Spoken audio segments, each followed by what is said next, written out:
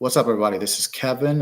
Been a Jets fan since 1982, and this is my little review of the Jets versus Bears from yesterday.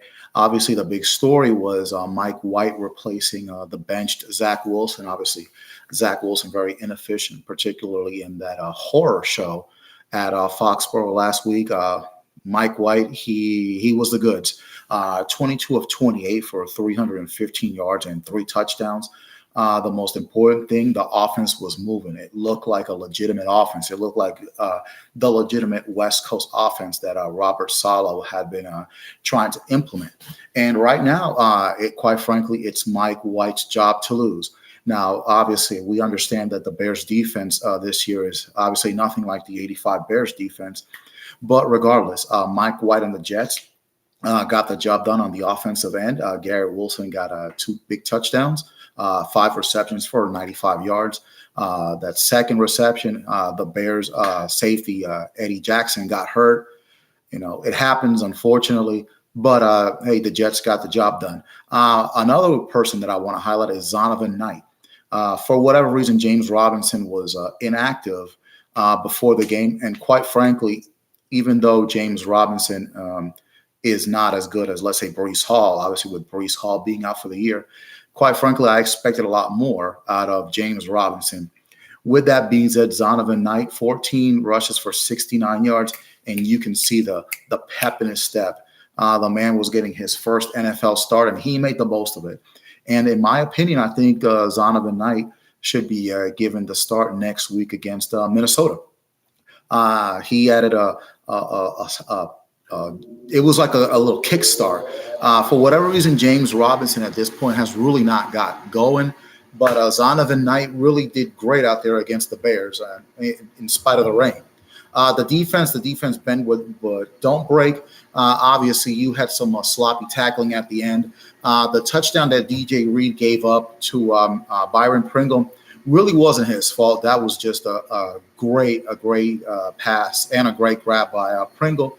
But after that, the Jets settled down, and that defense really limited the Bears' offense. Obviously, the Bears had a backup quarterback, but hey, you got injuries on both sides.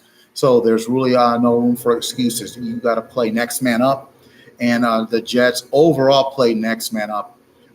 Props to Elijah Moore, got his first touchdown of the season, and you can tell he was really cherishing that. Much love and respect to Elijah Moore for persevering in spite of the trade demands. Robert Saleh put him in the doghouse, and he's gotten out of it now.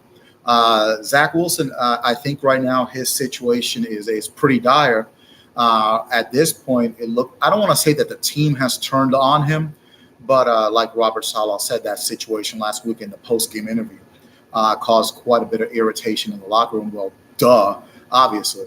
So right now it's Zach Wilson is looking like he might not get back on the field this season, especially if Mike White continues to play lights out. Now, as far as Mike White goes, a great performance, obviously, yesterday against the Bears. But let's not anoint him the next Joe Namath. Let's not anoint him the new Tom Brady or anything like that. Let's see what happens over the next couple of weeks. He's got the big game this coming Sunday afternoon against the Minnesota Vikings in Minnesota. That's going to be a really tough test, but it's going to be a good litmus test to see if Mike White and the Jets offense can continue to carry that momentum into the next week against Buffalo. What I'm really hoping for this week is for Buffalo to beat New England and for the Jets to be victorious over the Minnesota Vikings. That would put the Jets at 8-4, and that will put the Patriots at 6-6. And that's a big mountain for the Patriots to climb if that was to happen. That's really what I'm hoping for. That's my big wish for this weekend.